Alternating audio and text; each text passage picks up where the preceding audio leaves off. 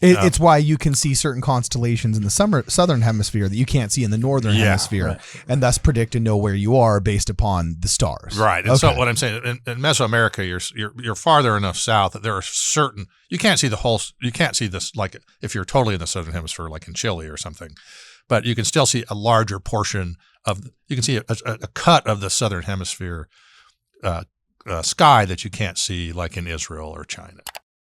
For the Nephites being killed, the comet, the new star, would have not been a bad omen. I'm spending money like I just got paid. $100 bills, tell them keep the change. Come on. The Book of Mormon implies that they heard, the signs and wonders, they heard something. If pop a bottle about to make it rain, let me give you something now to celebrate. Come on. Ions dropping down and hitting an atmospheric letter that is within distance of being heard. And if you're wondering why I move the way I do, I just feel so good. And it's okay if God works by natural laws. That resolves the problem of the 600-year prophecy not really matching. Prophecies were made on the old calendar, this lunar calendar. The Book of Mormon, they counted time. They were, just like everybody else in Mesoamerica, they were kind of fixated.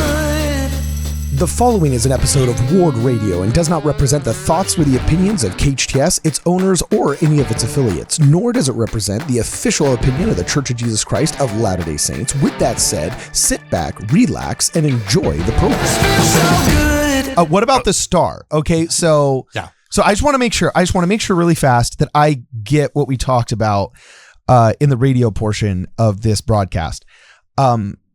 You believe that it was a CME, also known as a coronal mass ejection, that was the cause of the night of no darkness that marked the birth of Christ in the New World, according to its third Nephi is the book in the Book of Mormon, right? Yeah, the first part of it, yeah. Okay, exactly. In the first part of the book of third Nephi, where all the people of God were going to be rounded up and killed by the Lamanites if there wasn't this sign and wonder as prophesied in the heavens. And then sure enough, there was a sign and wonder in which there was a night with no darkness.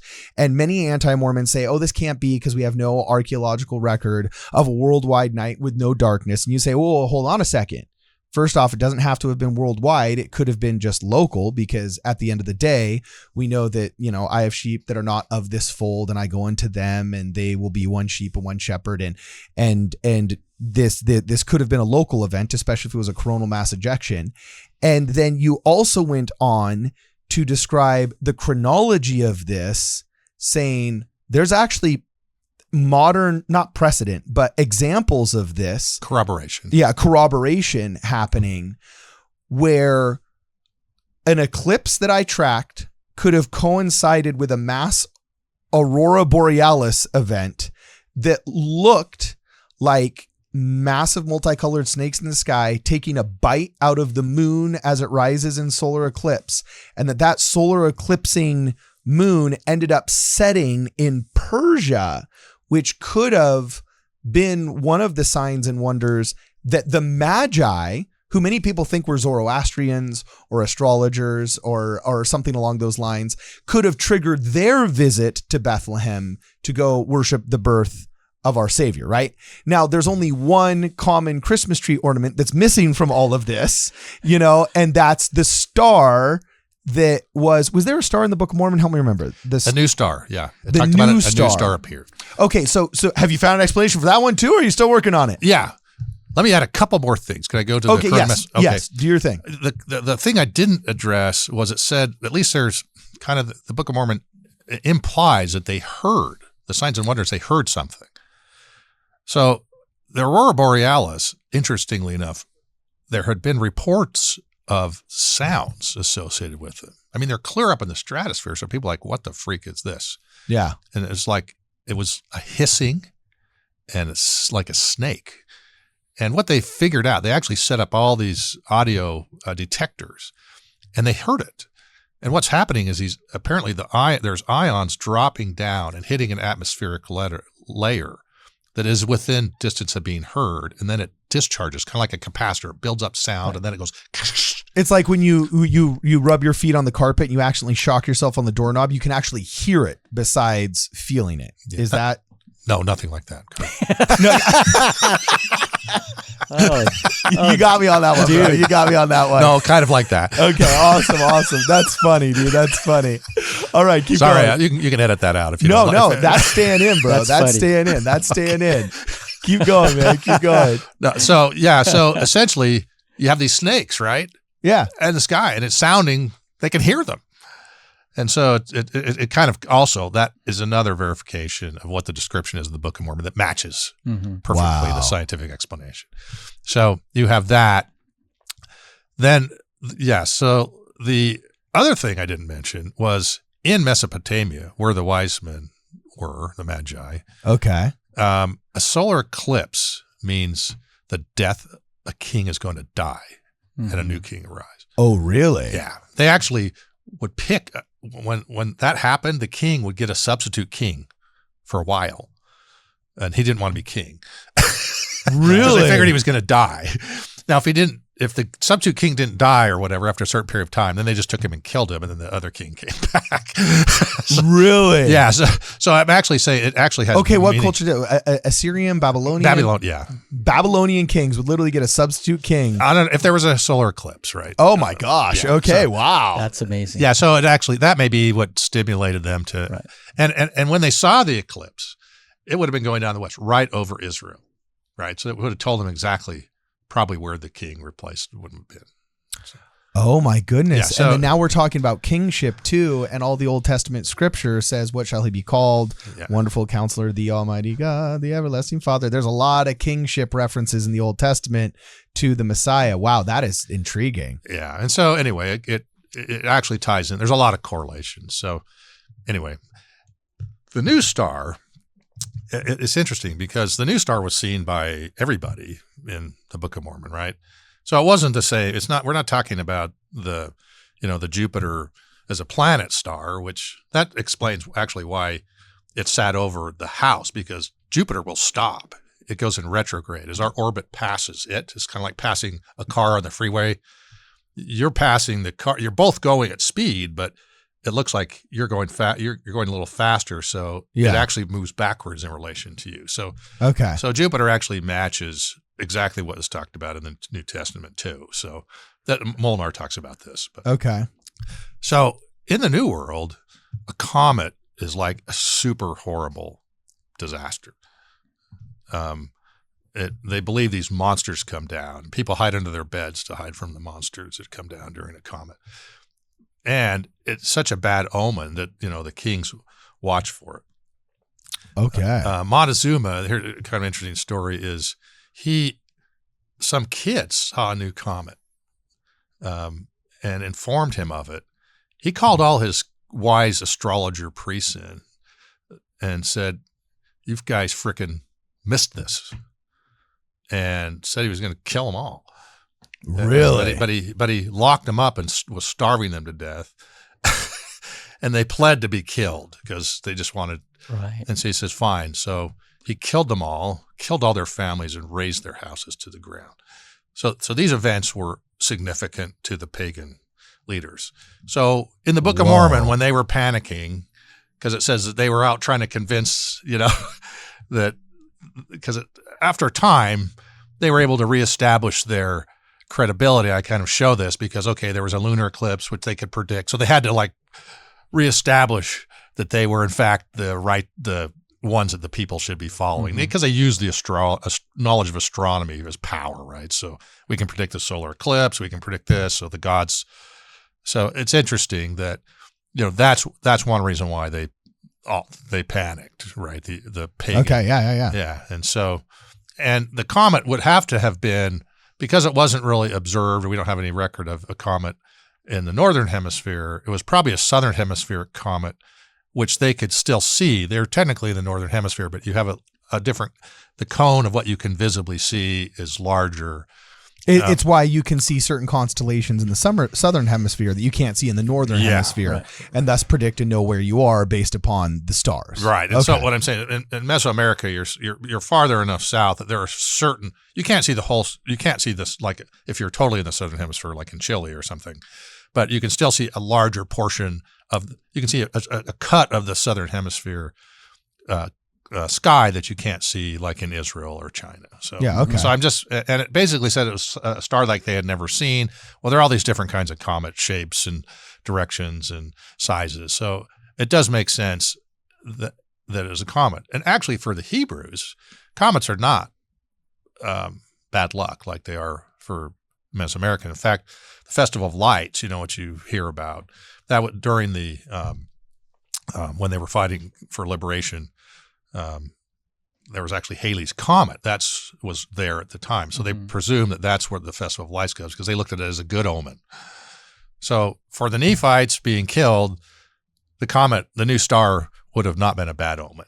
Does that make sense? But it was it was for the other guys. Yeah, just because of two different cultures. It's just like there's certain animals that are considered good luck or bad luck in certain cultures. For example, the fox is perceived differently in ancient Japanese than it is perceived in ancient Israel. Okay, the bear is literally a representation of stately greatness and power in Russia, right? Whereas it's completely a different animal in Asia, and it's on the Californian flag. You know what I'm saying? So different symbols and different animals and different things are wildly differently represented, except for one animal. Actually, this is what's funny, where my pest control background comes into play here. There's only one animal that has always been perceived negatively in every culture in the world. Do you know what that animal is? The raccoon. A vole. No, the rat. The rat. There's never been a documented culture, at least according to the training materials I was, in one of my classes that I had to take, you know what I'm saying? But the rat is the only animal that has always been negatively represented in every culture across time. That's interesting. Foxes, bears, killer whales, sharks, all of them have had both positive and negative cultural references, except for the rat. Which makes me feel like it's a marginalized animal and really there should be reparations for our rats. Maybe we should just give more free food. No, I'm just kidding. Well, it does make sense with the carrying of the fleas and the bubonic plague and all that. Yeah, the whole 9 yards. Yes, they spread disease, and that's why it's even called vermin, right? Yeah. So anyway, keep going. You're saying there were these different cultural representations that for the pagans would have been like, whoa, because they would take a comet in the sky interpret far different in our hemisphere than they would in the other. Continue. Yeah, I'm just saying. So it had different meanings. And also the Nephite culture didn't view it that way. So they wouldn't have seen it as a sign of disaster. It was a sign of Christ's birth, right? Mm-hmm. So it wouldn't have like, oh, this is like somewhere out in left field as to what their belief system might have been. We know that kind of the Hebrew didn't. Yeah. The Hebrews didn't really involve themselves too much in astronomy anyway, but that particular one. And then incidentally, just like as you were mentioning, the snakes, like the Aurora Borealis, the Chinese have considered them dragons or snakes too, meaning so this interpretation by what would have happened in Mesoamerica, it's common, meaning these things in the sky, they assign some, sometimes an animal description or something. Okay, yeah. Makes sense. So anyway, so that kind of, is the premise. And I mean, at least from a church standpoint, right? It was kind of interesting because I put my stuff out on academia.edu. I kind of just put sections out, right? Yeah. I had one guy who's just like a total scientific debunker of all religion, right? A naturalist, right? And so then that's kind of what people say. What are you doing? You're like, follow. I was like, no, I am a scientist, but I'm showing, the scientific explanation. And he came back. He said, wow, this was so great. You showed exactly what, because he kind of shows all these miracles are really just can be explained by nature. A lot of people's belief in God is really just some natural event that they are interpreting, right, as some religious thing. He comes back and he says, this is excellent. You've gone through, you've shown it, you've debunked and shown that this event really was just a natural event. It wasn't really a religious event, He wasn't familiar. Wait. So your explanation of the scientific explanation of the Night of No Darkness and the chronology of the Book of Mormon was so good that even the atheists were thinking they could use it as an explanation for the belief in the Book of Mormon. Well, they didn't. I'm saying he didn't know anything about the book. I mean, he wasn't like a Book of Mormon. Okay. It wasn't some anti. But But I did respond to him. I says, probably the only problem with this is that it comes from a book that was given to a guy by an angel. Yeah. He goes, what? And what I'm saying is the actual when I show these scientific explanations. That's why I don't care about proving the Book of Mormon.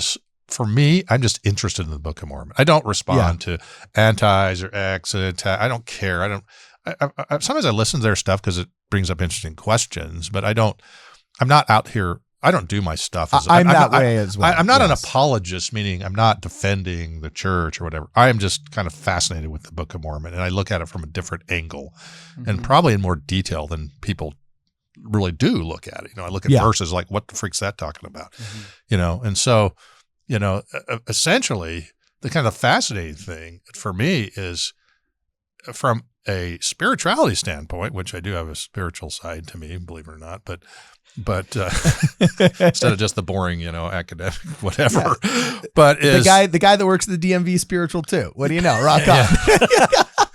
You just have to wait a long time for the spirituality. That's but the interesting thing is and some people, even in the church, have said it kind of angry. It's like you're trying to show, you're taking the miracles out of the miracles or whatever you're trying. I said, to me, honestly, I look at it and say, God knew exactly when a coronal mass emission is going to take place. These random kind of, it's going to hit the earth. It's going to do all what I'm saying is the knowledge of God, time is before him, right? Yeah. And so to me, that's actually way more spiritual than just some, okay, wave your finger and a miracle happens. Like we have always said that he is deeply interested in even the most intimate details of our life, that he is our Father in heaven. And by the way, if he really were all powerful, could not ushering in a coronal mass ejection in order to show this is my son sent to earth not have been something he planned on doing and successfully executed? Because he does use natural laws. Like one of the most beautiful things about the cosmology of Joseph Smith and our newer understanding of the cosmos from the Book of Mormon is Alma literally talks about entropy 100 years before the scientific community, thousands of years if you believe that's an ancient record, but the translation from Joseph Smith came out hundreds of years before, the modern scientific and physics community came up with the idea of entropy. He literally talks about how that time when all of the elements will melt like a scroll with, quote, fervent heat, and it's okay if God works by natural laws. This is one of the things that Joseph Smith brought to our attention, that, God works by natural laws. So if a coronal mass ejection is what gave us the no night of darkness and a new star in the heavens, so awesome, so be it. Yeah, and see, I'm even saying, you're saying he caused it to happen. I'm saying maybe he didn't. Maybe it was just happening. He just knows everything that's going to happen. Meaning, I'm not taking God out of, but for me, I'm like, he knew. I mean, it wasn't necessarily that he caused this coronal mass emission at this point. Maybe he just knew it was going to happen. Does that make sense? I'm saying maybe his knowledge of everything is to me an actual more of a way of strengthening my faith necessary than that he's going around just like what you're doing is I'm not saying he doesn't intervene, but I'm saying in this situation, I think maybe it just was happening. He knew exactly where all these things were going to happen, and says that's the point in time where Christ is going to come. Yes, I think what you're doing is you're saying you're leaning into the fact that all of this chronology and all of these naturalistic observations would augment your understanding of his omniscience over his omnipotence, because now you're seeing, what if he just knew this was coming and all he had to do was tell the prophets this is coming through revelation? Yeah, this is the exact date when it's going to happen. And then all of this would have just happened like ducks in a row, because he's literally just that omniscient. Yep. Yeah, that's not an attack on his omnipotence just by saying he's like omniscient simultaneously, right? So, wow, that's some incredible stuff. Have you missed anything? Is there still more or what? Well, they deal with weird stuff in the book, like, the issue of Enos, his age. I deal with. What's the issue of Enos with his age? Well, it says he was, if you look at the generations, his father would have been way old, and so there's a different year. They were using an uncorrected lunar calendar, lunar year. That's the departure count. So it's a 354 point day year. That's actually how that resolves the problem of the 600-year prophecy not really matching, because we know the destruction of Jerusalem was sometime around 587 BC, and then you have Christ's birth, sometimes before 4 BC. I say 6 BC.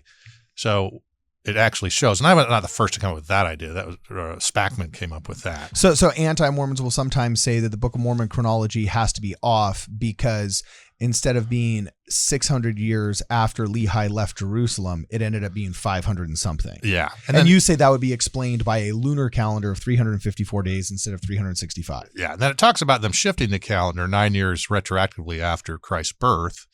Right. I mean, again, probably just Book of Mormon eggheads care about that. Okay, yeah. But basically, and so that was the other problem. You have Samuel the Lamanite he made a 5-year prophecy, right? Okay, Christ's going to be born in 5 years. But he also made a 400-year prophecy where the sword of justice would fall on the Nephites. Well, with the battle, 380, 480, 385, that doesn't really work because... Oh, I see what you're saying. Yeah, okay. And then Alma made a prophecy that after Christ came in the flesh... right, when he visited the Nephites. 400 years after that, there would be the extinction of the Nephites. And you have Moroni at 420, right? And slightly thereafter, he say, I'm burying the plates and going to, whatever, he's kind of implying he's going to die, right? That didn't work really either because you have Christ living 33 years and then, so 33 plus 400, it's too long. But what I show is happening is they're running multiple calendars.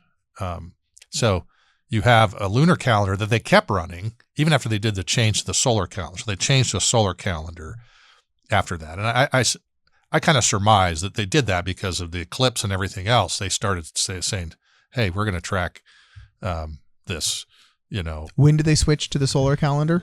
It says that they changed their reckoning 9 years after the period when Christ was born. So it's not an exact. Okay. So interesting. yeah, and so if you use the old calendar, which the prophecies were made on the old calendar, this lunar calendar, and run that through, those dates are exact. So you have the battle exactly at 400 years. You have Moroni at 421 exactly. So some people criticize the Book of Mormon for that too. And some people says, well, they were just roughly. I say, no, there's nothing in the Book of Mormon. They counted time. They were just like everybody else in Mesoamerica. They were kind of fixated, meaning it was to them this, it was just a super important thing to get things accurate, especially the prophecies. That's the whole point of Mormon. That's one of the things he was writing about was the prophecies and showing that they were exactly fulfilled, right? And so that's interesting. That is incredible. Unfortunately, guess what? We got another outro. We got to pay some bills, man, here, and we're gonna have to take a commercial break. But I am absolutely loving everything that I'm hearing right now. If you guys are listening to us on the radio, we've been speaking with Jerry D. Grover Jr. PE and PG. What does PE and PG stand for? Professional engineer, professional geologist. I'm licensed. They have licenses for both of those. So okay. I'm licensed. I'm a licensed structural civil engineer. Okay. And a licensed geologist. So it's kind of a weird. There's not too many of us. Okay. Well, there's not too many of you guys writing these kind of books. Yeah. So basically, he's big brained and he's made a big book that's super interesting. It's titled Calendars and Chronology of the Book of Mormon, where he's basically been able to explain why some of these calendars that the anti-Mormons have kind of criticized as a proof against the Book of Mormon are actually a proof of the fact that they used a lunar calendar instead of a solar one that was changed, as it states in the Book of Mormon, with their, quote, reckoning of time. And you also talked about what the new star in the heaven would have been after the coming of Christ in the Book of Mormon. What's the technical term for that again? The new star, just a comet, comet from the southern hemisphere. Yeah, that's southern hemispheric. That was the word I was looking for. A southern hemispheric comet, which is this has been the most intriguing half an hour of radio on our show. Ed, I see he's giving me the high sign. You want something to say? You got 30 seconds before we're out, my 30. man. And this is so beautiful because the antichrists and the people that hate the church choose their despair so powerfully that they ignore all of the science and all of the possibilities that could be, because they want to be in so much pain. Okay, wow. I don't really know about that. I true. That is exactly what happens. My pain comes from dating sites. So. Savage, man. The Carbon 14 dating app. Did you catch that one? Where you have to say the when you're a single guy at my age, it's all painful. Yeah, that's funny. That's brutal. This is going south fast. I am cutting this real fast. Guys, this has been a riot. It's been real and it's been fun. For this and more. Oh, sorry. It's been real and it's been fun. And it's been real fun. For this and more, please check us out at wardradio.com. I just feel so good, good, good. Oh, I just feel so good.